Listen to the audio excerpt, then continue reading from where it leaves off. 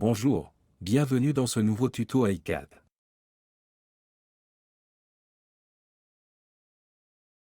Dans cette vidéo, je vous présente nos dernières nouveautés en matière de l'utilisation et de l'interface du logiciel iCAD. Commençons directement par un véritable atout, le nouveau iChat. Fini pour vous les longues recherches dans l'aide en ligne. Cette nouvelle fenêtre, ancrée librement, vous permet de communiquer directement dans iCAD, avec un chatbot intelligent.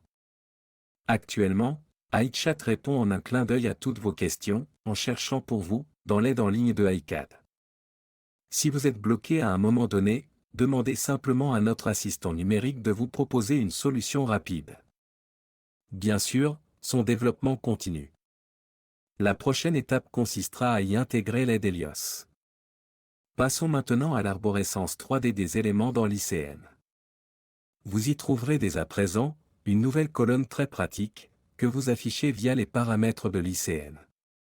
Grâce à une simple case, vous pouvez désormais contrôler, d'un simple clic, la pertinence de chaque élément pour la nomenclature.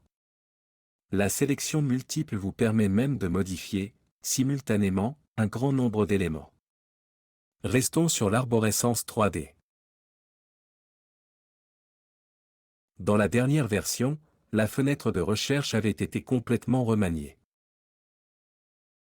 La fenêtre de dialogue vous propose, désormais, de nouveaux critères de recherche astucieux, tels que l'importation, le référencement, le niveau.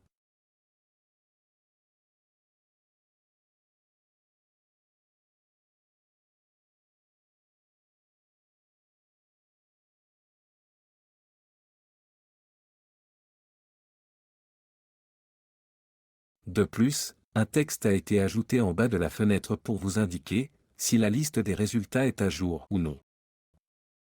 Nous avons également complété les options d'impression. Pour tous ceux qui travaillent beaucoup avec des esquisses 3D, nous avons considérablement accéléré les processus de traitement. Vous pouvez désormais modifier une esquisse 3D directement à partir du feature correspondant. Il suffit de double-cliquer sur le feature pour passer en mode édition. Le chargement fastidieux et le remplacement manuel des esquisses appartiennent désormais au passé. Une petite précision, mais qui a son importance, pour vous permettre de mieux voir les textes de la barre d'instructions, la barre d'outils peut désormais être adaptée à votre convenance. Choisissez la largeur de la barre d'outils en fonction de votre écran et de vos préférences, afin qu'elle vous convienne parfaitement. Vous obtiendrez ainsi un texte parfaitement lisible, et par conséquent, une compréhension claire de chaque fonction.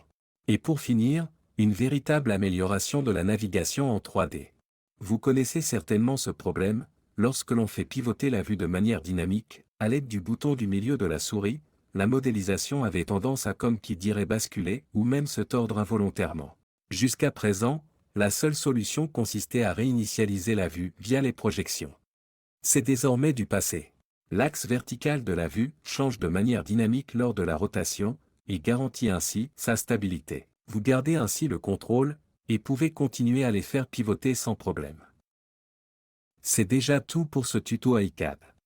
J'espère qu'il vous a plu, et je vous souhaite une bonne continuation dans votre travail avec iCAD.